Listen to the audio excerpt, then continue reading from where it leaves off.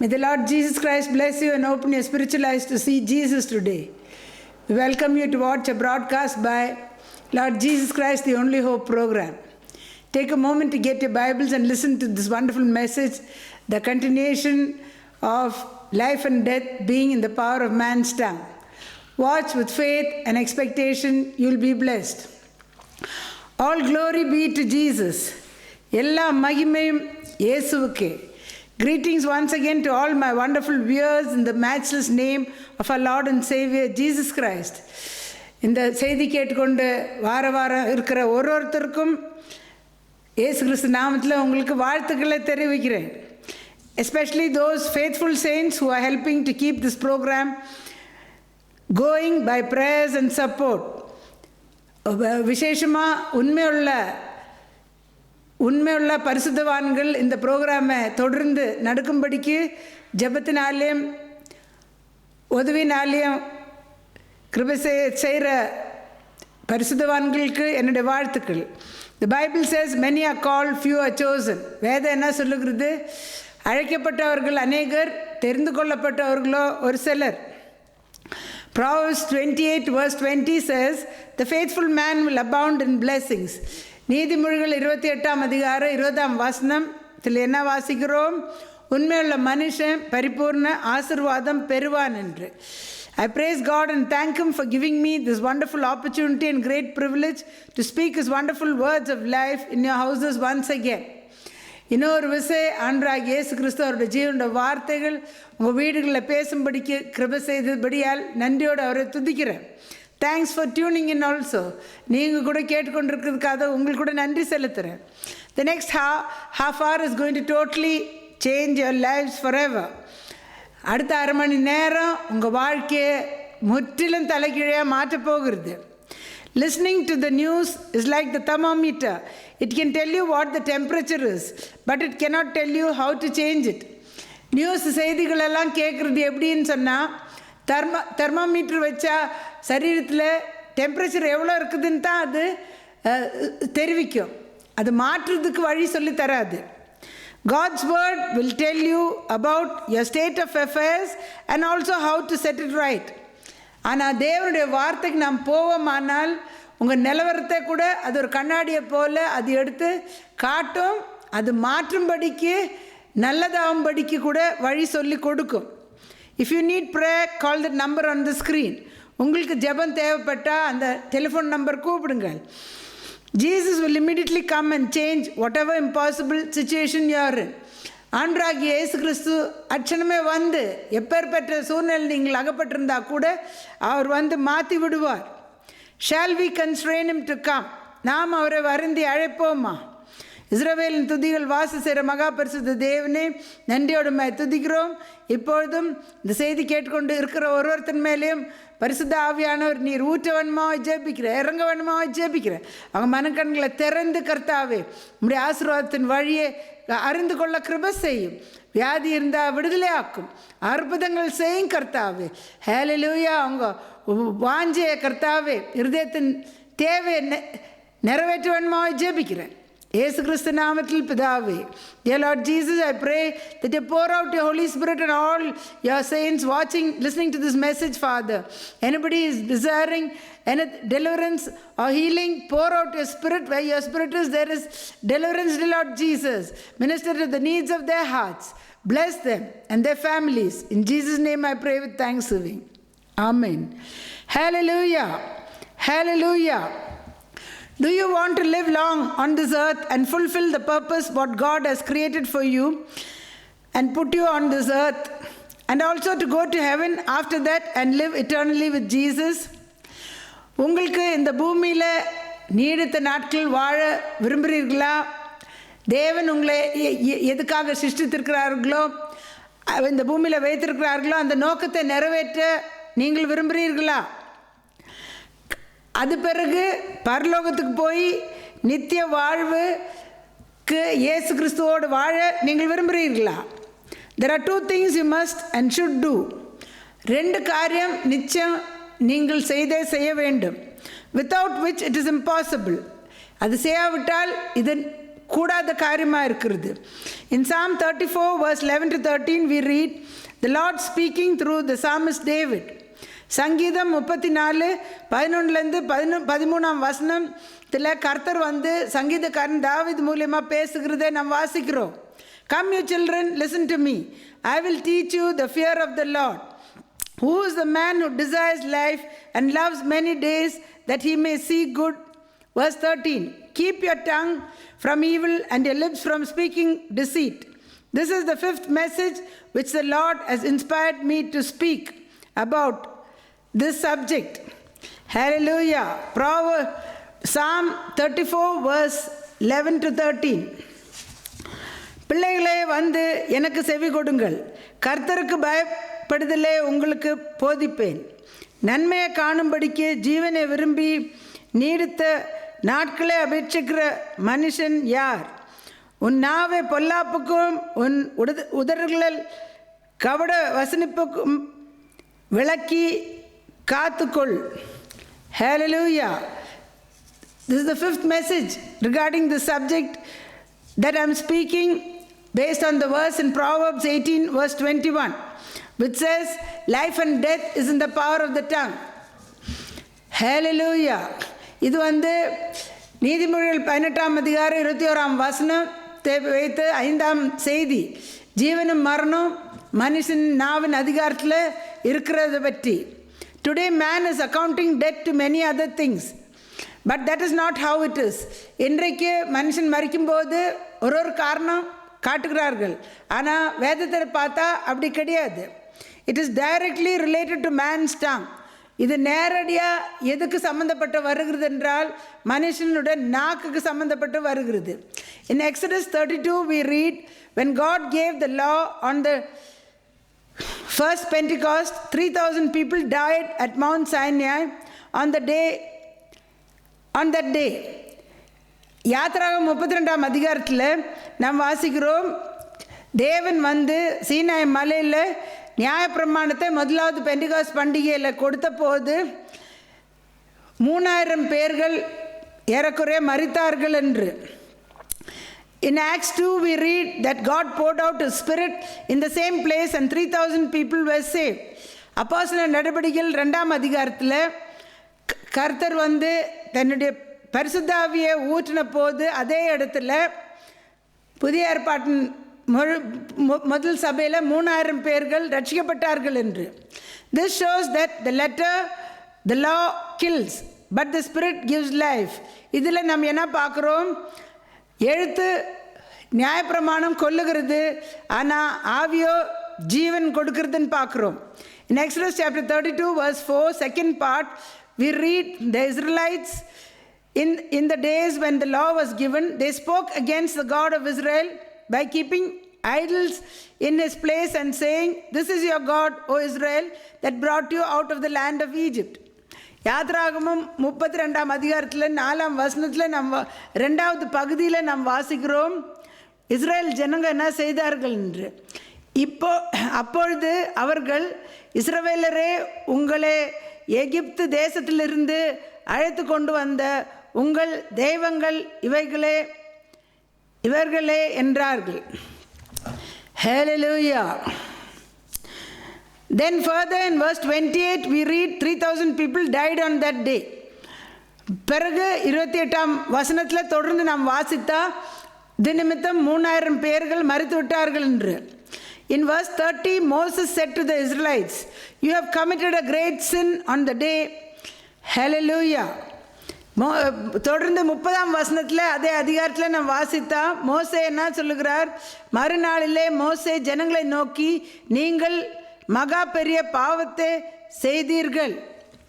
Hallelujah. On the day of Pentecost in the New Testament, we read what happened in Acts chapter 2 when the Holy Spirit was poured out. ஆனால் புதிய ஏற்பாட்டில் Pentecost நாள் பண்டிகை நாள் வந்தபோது அப்போஸ்தலர் 2ஆம் அதிகாரத்தில் பரிசுத்தாவி ஊற்றின போது என்ன சம்பவித்ததை நாம் வாசிக்கிறோம். If you read from verse 1, you will see what happened. If you continue to verse 3, then there appeared to them divided tongues as of fire, and one sat upon each of them. In verse 4, and they were all filled with the Holy Spirit and began to speak with other tongues as the Spirit gave them utterance. இங்கே நாம் முதலாம் வசனத்தில் வாசித்தா என்ன சம்பவிச்சது? பரிசுத்தாவி ஊற்றின போது பார்க்குறோம். அப்போஸ்தலர் நடபடிகள் 2ஆம் அதிகாரம் 3ஆம் வசனத்தில் நாம் வாசிக்கிறோம், அல்லாமலும் அக்னிமயமான நாவுகளைப் போல பிரிந்து இருக்கும் நாவுகள் அவர்களுக்கு காணப்பட்டு அவர்கள் ஒவ்வொருவர் மேலும் வந்து அமர்ந்தது. 4ஆம் வசனம், அவர்கள் எல்லோரும் பரிசுத்த ஆவியினாலே நிரப்பப்பட்டு ஆவியானவர் தங்களுக்கு தந்தருளின வரத்தின்படியே வெவ்வேறு பாஷைகளிலே பேசத் தொடங்கினார்கள். Hallelujah. If you see here, the first part of the body that was affected when the Holy Spirit touched them was the tongue. இங்கே நாம் கவனித்தா எந்த சரீரத்தின் எந்த பகுதியை ஆவியானவர் முதலாவது தொட்டது என்றால் மனுஷனுடைய நாக்கு தான். The tongue that spoke against God and the things of God started speaking the wonderful works of God which all the people around them heard. அந்த தேவனுக்கும் தேவனுடைய காரியங்களுக்கும் விரோதமாக பேசின அந்த நாக்கு அதே நாக்கு தேவனுடைய மகத்துவங்களே பேசினதே சுற்றிலும் இருந்த ஜனங்க கேட்டுக்கொண்டார்கள். We read in verse 11, people of many other languages were gathered in the temple at Jerusalem, and they all testified immediately in this verse, we hear them speaking in our own tongues the wonderful works of God. 11ஆம் வசனத்தில் நாம் பார்க்குறோம், பல பல பாஷக்காரர்கள் எருசலேமில் அங்கே கூடியிருந்த போது அவர்கள் என்ன சொன்னார்கள்? நாம் நம்முடைய பாஷைகளிலே இவர்கள் தேவனுடைய மகத்துவங்களே பேசிக்கொண்டு இருக்கிறோமே என்றார்கள். Hallelujah. If you have the anointing of the Holy Spirit on your life, the use of your tongue will change. உங்களுக்கு பரிசுத்தாவின் அபிஷேகம் இருந்தால் உங்கள் நாக்கு பேசுகிற காரியங்கள் மாறிவிடும். If your tongue and what you speak does not change, it is not the anointing of the Holy Spirit. உங்கள் நாக்கு பேசுகிற காரியங்கள் மாறாவிட்டால் அது பரிசுத்தாவி கிடையாது. It's all in the flesh, and what you are saying will sound reasonable too. எல்லாம் மாம்சத்தில் பேசுவார்கள், எல்லாம் கேட்டால் கூட நியாயமாக கூட இருக்கும். In Genesis 11 verse 1 to 9 we read, when the whole earth was of one language, they had power and unity and built the Tower of Babel to make a name for themselves. They said, they spoke. ஆதியாகமம் 11ஆம் அதிகாரம் 1-9 வசனத்தை வாசித்தா அப்போ என்ன வாசிக்கிறோம்? முதலாம் வசனம், பூமி எங்கும் ஒரே பாஷையும் ஒரே விதமான பேச்சும் இருந்தது. அது பிறகு நமக்கு பேர் உண்டாக்க பண்ணுவோம் வாருங்கள் என்று சொல்லி கொண்டார்கள். It is what they spoke. அவர்கள் என்ன சொன்னார்களோ. ஹல்லேலூயா. அப்பொழுது கர்த்தர், இதோ ஜனங்கள் ஒரே கூட்டமாய் இருக்கிறார்கள், அவர்கள் அனைவருக்கும் ஒரே பாஷையும் இருக்கிறது, அவர்கள் இதை செய்ய தொடங்கினார்கள், இப்பொழுதும் தங்கள் செய்ய நினைத்தது ஒன்றும் தடைப்பட மாட்டாது என்று இருக்கிறார்கள். Hallelujah. Notice that it was their words that broke it. இங்கே என்ன பார்க்குறோம்? அவருடைய வார்த்தை தான் அது உடைச்சதுன்னு பார்க்குறோம். Hallelujah. Indeed, the people all have one language. That is what they are doing now. Nothing that they propose to do will be withheld from them. The power of words made them decide to do things against God. வார்த்தையின் வல்லமை அவர்களை ஒன்று கூடி சேர்ந்து தேவனுக்கு விரோதமாக கிரியை செய்ய தூண்டிவிட்டது. What did the Lord do? கர்த்தர் என்ன செய்தார்கள்? He confused their language by pouring out His Spirit and scattered them, and they could not do anything. Hallelujah. கர்த்தர் என்ன செய்தார்கள்? 7ஆம் வசனத்தில் அவர்கள் பாஷைகளை தாறுமாறு ஆக்கினார்கள். அவர்கள் தாறுமாறாக்கி பூமி எங்கும் அவர்களை சிதறடிக்க செய்தார்கள். அப்பொழுது அவர்களுக்கு ஒன்றும் செய்ய முடியாத போனது. Notice that it was the words that did all these things. இப்போ இங்கே பார்த்தா கவனிச்சா அவர்கள் பேசின வார்த்தை தான் அதெல்லாம் செய்தது பார்க்குறோம். It was the same Holy Spirit that was poured out on the day of Pentecost in Acts 2 on the 120 that made them speak in unknown languages of other people. அப்போஸ்தலர் 2ஆம் அதிகாரத்தில் பெண்டிகாஸ்ட் பண்டிகை நாளில் 120 பரிசுத்தவான்கள் கூடி வந்து அவர்கள் மேலே பரிசுத்தாவி ஊற்றின அதே பரிசுத்தாவி தேவன் ஊட்டினார் என்று பார்க்குறோம். அவர்கள் உடனே வேறு வேறு பாஷைகள் பேசுகிறதுக்கு ஆரம்பித்தார்கள். That was how the first New Testament church came to unity and power. அப்படித்தான் புதிய ஏற்பாட்டின் முதல்ல ஆரம்ப சபை ஒற்றுமைக்கும் வல்லமைக்கும் வந்தார்கள். Which the Lord God confused by His Spirit in the beginning. ஆதியாகமம் 11 தேவனாகிய கர்த்தர் தாறுமாறு ஆக்குனது அவருடைய ஆவியை ஊற்றி செய்தது அங்கே கூட்டி சேர்த்தார்கள். When you have the anointing of the Holy Spirit, you will talk the Holy Spirit language. உங்களுக்கு பரிசுத்தாவின் அபிஷேகம் இருந்தால் பரிசுத்தாவின் பாஷை நீங்கள் பேசுவீர்கள். Which is that is the word of God. அது எதாவா இருக்கிறது, அது தேவனுடைய வார்த்தையாக இருக்குது. And you will have the power of God operating through your lives as it did through the first apostles.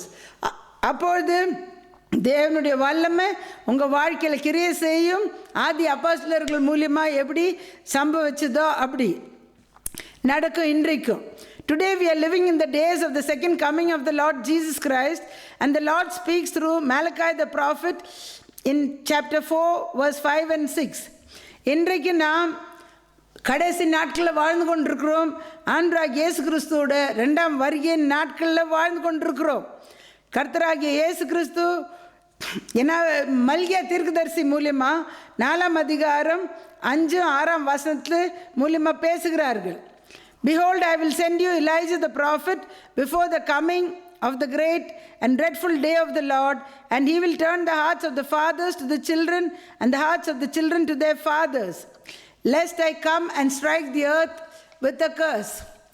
மல்கியா 4ஆம் அதிகாரத்தில் 5-6 வாசிக்கிறோம். இதோ கர்த்தருடைய பெரியதும் பயங்கரமான நாள் வருகிற முன்னே நான் உங்களிடத்திற்கு எலியா தீர்க்கதரிசியை அனுப்புகிறேன். நான் வந்து பூமியை சங்காரத்தால் அடிக்காதபடிக்கு அவன் பிதாக்களுடைய இருதயத்தை பிள்ளைகளிடத்தில் இருக்கும், பிள்ளைகளுடைய இருதயத்தை அவர்கள் பிதாக்களிடத்திற்கும் திருப்புவான். Hallelujah. This is what's happening today. இது தான் இன்றைக்கு சம்பவிச்சு கொண்டிருக்கிறது. The wrath of God is being poured out on the world and on God's people too. And hallelujah, as it happened in the first church, it will happen today also. இப்போ இந்த நாட்களில் என்ன பார்க்குறோம், கர்த்தருடைய கோபாக்கினி உலகத்தின் மேலேயும் கர்த்தருடைய ஜனங்க மேலே கூட ஊற்றி கொண்டு இருக்கிறாரு. ஆதி சபையில் புதிய ஏற்பாட்டின் சபையில் எப்படி நடந்ததோ இன்றைக்கும் நடந்து கொண்டு இருக்கிறது. Judgment has begun already, and Peter says it will begin first in the house of God. நியாய தீர்ப்பு ஆரம்பமாயிற்று. பேதுரு என்ன சொல்லுகிறார், முதலாவது நியாய தீர்ப்பு தேவனுடைய வீட்டில் ஆரம்பமாகும் என்று. How do you think you are going to be judged? நீங்கள் எப்படி நியாய தீர்க்கப்பட போறீர்கள் என்று நினைத்து கொண்டிருக்கிறீர்கள்? By the words of your mouth, as we saw in Matthew 12 verse 37. மத்தேயு சுவிசேஷம் 12ஆம் அதிகாரத்தில் 37ஆம் வசனத்தில் நாம் வாசித்த பிரகாரம் உங்கள் வாயின் வார்த்தைனாலே நீங்கள் நீதிமான் ஆக்கப்படும், இல்லைன்றால் உங்கள் வாயின் வார்த்தைனாலே நீங்கள் குற்றவாளியாக தீர்க்கப்படுவீர்கள். In the first church, how did Ananias and Sapphira die in Acts 5? முதலாவது சபையில் அப்போஸ்தலர் நடவடிக்கைகள் 5ஆம் அதிகாரத்தில் அனனியாவும் சப்பீராவும் எப்படி மரித்தார்கள்? By the words of their mouth. அவர்கள் வாயின் வார்த்தைனால மரித்தார்கள். Today also, if you die before the long life, the Bible talks about being given to His people, or the second coming of the Lord Jesus Christ, whichever is before, it's only one way, the Bible says. இன்றைக்கு கூட நீங்கள் மரிக்கிறதுக்கு வயசு வர்றதுக்கு முன்னே நீங்கள் சீக்கிரமாக மரித்தாலோ கர்த்தர் ஜனங்கள் கொடுத்த வயசு வரைக்கும் வாழாத இருந்தால் கூட, இல்லைன்றால் ஆண்டவராகிய இயேசு கிறிஸ்துவோட 2ஆம் வருகை முன்னிட்டு வந்தாலோ நீங்கள் மரிக்கிறதுக்கு ஒரே காரணமாக இருக்கிறது வேதம் சொல்லுகிறது. In Proverbs 18:21, God's word says, life and death is in the power of the tongue of man. நீதிபதிகள் 18:21 என்ன வாசிக்கிறோம்? ஜீவனும் மரணமும் மனுஷனோட நாக்கின் அதிகாரத்தில் கொடுக்கப்பட்டுள்ளதுன்னு. If you talk unjustly against God, the people of God and all the things of God, the devil will come and catch hold of your body. நீங்கள் அநியாயமாக தேவனுக்கு விரோதமாகவும் கர்த்தருடைய ஜனங்களுக்கு விரோதமாகவும் கர்த்தருடைய சேவைக்கு விரோதமாகவும் நீங்கள் பேசினா நிச்சயமாக பிசாசானவருக்கு இடம் கொடுக்கும்போது அவன் உங்கள் சரீரத்தை பிடித்து கொள்ளுவான். Be sure of that. நிச்சயமாக நீங்கள் பிசாசுக்கு இடம் கொடுப்பீர்கள். அப்படியே நடக்கும். We account the reason for death to many things what the world says. மரணம் நம்ம நேரிடும்போது உலகம் பேசும்போது ஏதோ ஒரு காரணம் சுட்டி காட்டுவார்கள். But you have to go to God's word to know about the beginning and end of man's life on this earth and in the one to come. ஆனால் உண்மை நீங்கள் தெரிந்து கொள்ள வேண்டும் என்றால் தேவனுடைய வார்த்தைக்கு போக வேண்டும். மனுஷன் இந்த பூமியில் மனுஷனுடைய ஆரம்பமும் மனுஷனுடைய முடிவும் எப்படி வரும் என்று பிறகு வரப்போகிற பூமியில் நம்ம வாழ்கிறத பற்றி கூட தேவனுடைய வார்த்தையில் தான் தெரிவிக்கிறது. The devil does not have any authority unless man gives him. பிசாசுக்கு எந்த அதிகாரம் கிடையாது மனுஷன் அவனுக்கு கொடுக்காவிட்டா. God also does not have authority. He has power, but he does not have authority unless man gives him. தேவனாகிய கர்த்தர் கூட வல்லமை இருந்தால் கூட அதிகாரம் கிடையாது. மனுஷனோட நாக்கு தேவனுக்கு அதிகாரம் கொடுத்தா தான் கிரியை செய்ய வர முடியும். If you are not praying properly every day in the morning, you will not have sufficient spiritual power. அனுதினமும் காலையில் நீங்கள் ரொம்ப நேரம் நீங்கள் ஜெபிக்காத இருந்தால் உங்களுக்கு ஆவிக்குரிய வல்லமை குறைப்படும். And so no discernment about the things of God and Satan's. அப்படி இருக்கும்போது சாத்தானோட காரியங்கள் எதுன்னு சொல்லி தேவனுடைய காரியம் எதுன்னு சொல்லி உங்களுக்கு பகுத்தறிவு இருக்காது.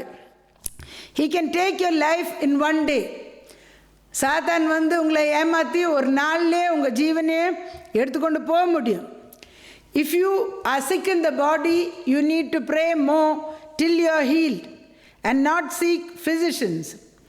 நீங்கள் சரீரத்தில் அதிக வியாதிப்பட்டிருந்தால் நீங்கள் அதிகமான நேரம் ஜெபம் பண்ணாத இருக்கிறீர்கள். நீங்கள் வைத்தியர்களை தேடுறீர்கள். நீங்கள் எல்லா வியாதிக்கும் பரிகாரம் ஆண்டவராகிய இயேசு கிறிஸ்து இடத்துல உண்டு.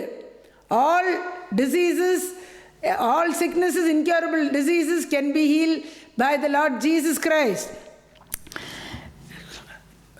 ஆனாலும் ஜனங்க என்ன பண்ணுறாங்க? அதிக நேரம் ஜெபிக்காத விடுதலை பெற்றுக்கொள்ளாதபடிக்கு அவர்கள் வைத்தியர்களை தேடுறார்கள். Medicine does not heal man's body. It keeps you alive to keep on with the disease, to live with the disease. மருந்து மனுஷனுக்கு சுகம் கொடுக்கறதில்ல. அது நம் மனுஷனை ஊரோடு வச்சு வியாதியோடு சேர்ந்து வாழ்கிறதுக்கு வழி பண்ணுகிறது தான். Jesus is the heavenly physician and he can do what doctors cannot do. ஆண்டவராகிய இயேசு கிறிஸ்து பரம வைத்தியராக இருக்கிறார். பூமியில் இருக்கிற வைத்தியர்கள் செய்ய முடியாததெல்லாம் ஆண்டவராகிய இயேசு கிறிஸ்துவுக்கு செய்ய முடியும். ஹல்லேலூயா, ஹல்லேலூயா. நீங்கள் விடுதலை பெற்றுக்கொள்ள வேண்டும். இன்றைக்கு சுகம் பெற்றுக்கொள்ளாத இருந்தால் நீங்கள் நிச்சயமாக சாத்தானுக்கு இடம் கொடுத்து சரீரத்தில் கொடுத்து கொண்டே இருந்தால் சாத்தான் உயிரை எடுத்துன்னு போய்விடுவான். You have to get healed through prayer, through increasing the level of the Holy Spirit in your body. நீங்கள் பரிசுத்தாவின் வல்லமை உங்கள் சரீரத்தில் அநேக நேரம் நீங்கள் ஜெபம் பண்ணி அதிகரிக்க செய்ய வேண்டும். இல்லை என்றால் சாத்தானுக்கு தொடர்ந்து இடம் கொண்டே இருந்தால் என்ன நடக்கும்? சாத்தான் வந்து உங்கள் உயிரை கூட கடைசியில் வியாதி கொடுத்து எடுத்து போய் விடுவான். ஹல்லேலூயா. ஆண்டவராகிய இயேசு கிறிஸ்து அற்புதம் செய்கிற தேவன். ஹல்லேலூயா. Thank you Jesus. அற்புதம் உங்களுக்கு இன்னைக்கு செய்ய வல்லவராக இருக்கிறார்.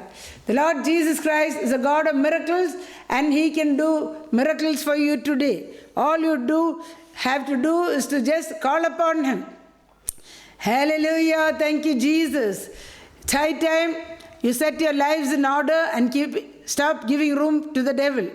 இப்போ நீங்கள் வந்து பிசாசுக்கு இடம் கொடுக்காதபடிக்கு ஆண்டவருக்கு நேரத்தை செலவு செய்து நீங்கள் தேவனிடத்தில் அனுதினமும் வல்லமை பெற்றுக்கொள்ள வேண்டும். கர்த்தருக்கு in Isaiah chapter 40 verse 31 we read, those who wait on the Lord will renew their strength and mount up with wings like eagles. Hallelujah. ஏசாயா தீர்க்கதரிசி மூலமா 40ஆம் அதிகாரம் 31ஆம் வசனத்தை நாம் வாசிக்கிறோம். ஹல்லேலூயா. கர்த்தருக்கு காத்திருக்கிறவர்களோ புது பலன் அடைந்து கழுகை போல சேட்டைகளை விரித்து உயிரே எழும்புவார்கள். There is no other way. There is no shortcut, long cut, no way to get spiritual power but by spending minimum 1 to 2 hours in the morning with the God who is a spirit. வேற எந்த வழியும் கிடையாது.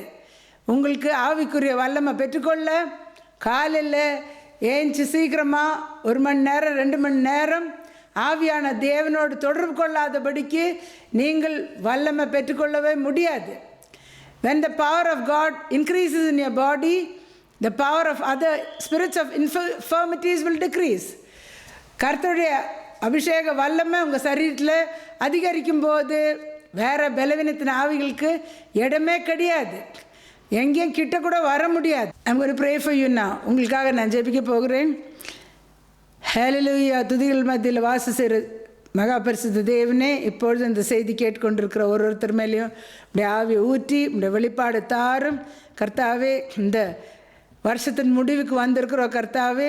ஹல்லேலூயா. இந்த வருஷத்தில் எங்களை உயிரோடு வைத்து கர்த்தாவே இந்த 12ஆம் மாதத்தை பார்க்க கிருபை செய்த தேவனே, கேட்டுக்கொண்டு உண்மையாக உண்மை பின்பற்றி கர்த்தாவே உண்மை நேசித்து உடைய வார்த்தை உண்மையாக கேட்டுக்கொண்டிருக்கிற ஒருத்தர் மேலே உடைய ஆவியை ஊற்றி கர்த்தாவே எல்லா வழியிலையும் அவங்களுக்கு சுகத்தையும் விடுதலை ஆசீர்வாதத்தையும் கட்டளையிட கர்த்தாவே.